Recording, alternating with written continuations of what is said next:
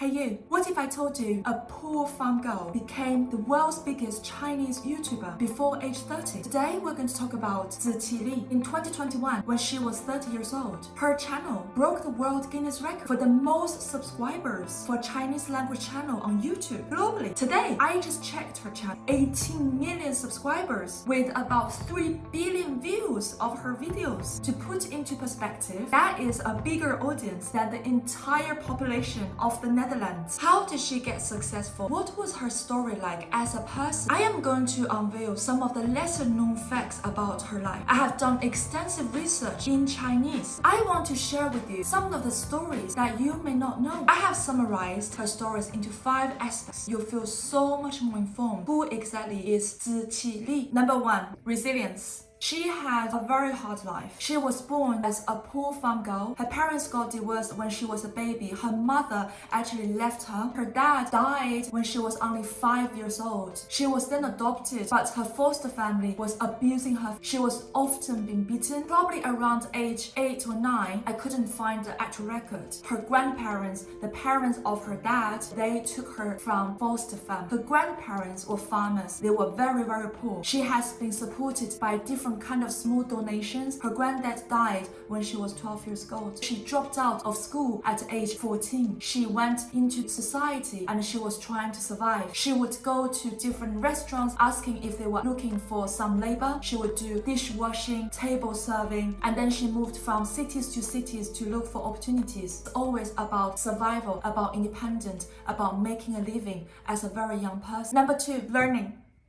Her superpower is learning. She's very quick at learning new things. Ever since she was little, she had to observe and learn and try to survive in this world. When she was living with her grandparents, she was learning how to do farming, do cooking, and she entered society so young. What could she do? She had to learn very fast how to remember the menus, how to wait the tables. She learned about making music. She learned that from a couple she met, and she was DJing in club. About year 2012 to 2014, her grandmother was not feeling well. Her health was deteriorating. So she decided to move back to her hometown because it's a very small rural area. There's not much job opportunities. So she started an e-com on Taobao, which is a Chinese version of Amazon. Around 2015, she started to observe other entrepreneurs who does e-commerce, started to do this video thing, attract more customers to their shops. She started trying to make videos in 2015, and it took her a year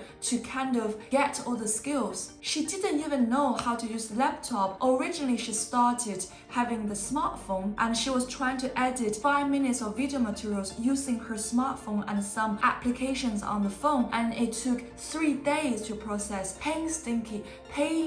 Painful process. She learned filming and editing and how to use camera. She's also very intelligent. She said that in the beginning she could already observe what people wanted to see in videos. So mid-year 2016, she produced this video about the whole process of making a very traditional Chinese flower liquor. That video got a bit of traction. She got her first 100,000 subscribers. Number 3 is a big year, 2017. Because she DJ'd at clubs before, there were a lot of nasty comments, internet troll. Her grandmother accidentally cut her hand because her grandmother overheard Ziqi Li chatting about all this negativity that is online. Her grandmother got distracted. She was doing some housework and cooking and accidentally cut her left hand. That got Ziqi Li super worried, and she started to realize that putting herself out there is a big undertaking. She could not do everything on her own. So mid-year 2017, there was one guy from this company called Wei Nian. The CEO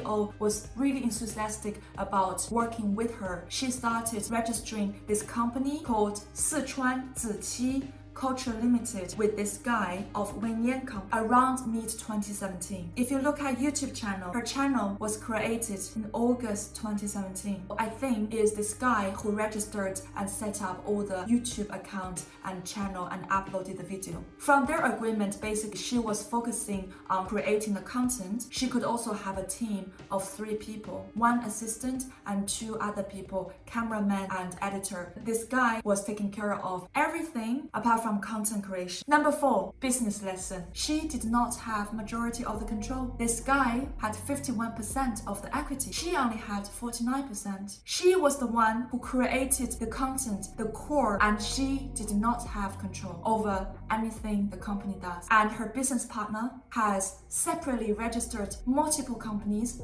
underneath this company umbrella using her name, Ziqi Li, the brand name or the channel name, and started selling all kind of products, instant noodles, and from a few articles I was reading, they had a huge divergence. All along, what she really wanted to do and what she cared about was the countryside. The guy, however, on the other hand, was trying to optimize profit, extending into different business lines, and there'll be people complaining about buying the products itself and they didn't like it or the quality wasn't good enough, and that was hurting her video and that was hurting her brand name. So officially she filed a lawsuit in October 2021. I think she has been thinking about it for quite a while. Since that, she has stopped producing any content. Of course, who can blame her? Why producing content when it doesn't belong to you? I'm sure it's quite tough. It took more than a year for the lawsuit to settle. End of last year, end of December 2022, she finally posted in Chinese social media that she has won. Now her control has been increased from 49% to 99%. What a relief, and I'm so happy to hear about this news because it could turn out differently. She could have lost all the right to her content and the right to her brand name Ziqi Li. That was a business lesson. Number 5, 2023. Now she's probably 32, 33 years old. She has gone through very hard childhood, adulthood, hyper growth with the timing of e-commerce, of social media, video making. She has gone through this painful lawsuit. A lot of people are wondering, what will she be doing now? From my research and from my interpretation, she will have 3 big projects. Project number 1, a lawsuit in China. After you win it, usually there can be multiple months or even years for the actual implementation, for her to actually obtain the ownership, holding all the content assets, business partnerships, advertising relationships, monetization, people, different business lines. It will take a long time for her to really adjust to being a business owner. Project number 2, she has been saying in public in Chinese media that right now she is trying to build a house for her grandmother. One of the reasons this video of hers was so successful is because the love between her and her grandmother is so touching.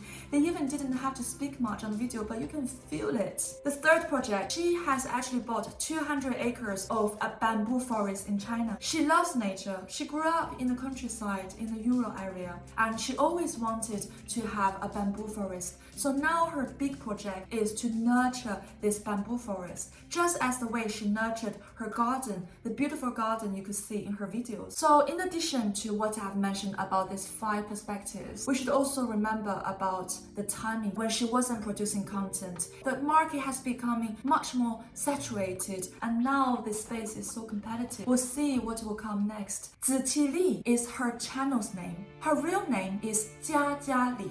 Li is her surname. She chose the name Ziqi for her branding, for her channel, because she wanted to have a more intelligent name. Zi is kind of associated in Asian China as kind of a title for intelligent thinkers. For example, Kongzi. Kongzi is Confucius, you probably know. Or we have Sun Zi, who wrote the book, The Art of the War. So she wants to add sophistication to her name. That's why she added Zi.